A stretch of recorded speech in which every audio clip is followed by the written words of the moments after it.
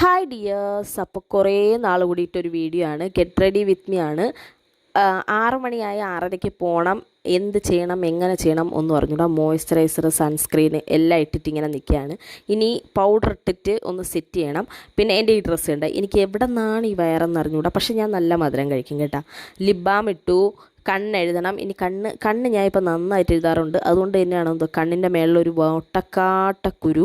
പിന്നെ ഇത് ഉപയോഗിക്കുമ്പോൾ നല്ല മാറ്റം വരും, കണ്ണ് പീലി വിടർന്നിരിക്കും എന്നൊക്കെ പറയണം. പക്ഷേ എനിക്ക് വലിയ മാറ്റമൊന്നും പ്രത്യേകിച്ച് തോന്നില്ല. പക്ഷേ എനിക്കിടുമ്പോൾ നല്ല രസമായിട്ട് തോന്നി. പിന്നെ എൻ്റെ ഈ പിരികത്തിനിടയിലെ ഡിസ്റ്റൻസ് ഉണ്ട്. പണ്ട് അമ്മ കരിച്ചട്ടിക്കകത്താണ് എന്നിട്ട് വളർത്തിയിരുന്നത്. പക്ഷേ ഫോട്ടോസിലൊക്കെ അങ്ങനെയാണ്. പക്ഷേ എനിക്ക് പിരികത്തിൻ്റെ ഇടയിൽ ഒരു ലോറിയല്ല, അതിൽ കൂടുതൽ എന്തെങ്കിലും സാധനം കയറി പോകേണ്ട അത്ര ഗ്യാപ്പുണ്ട്.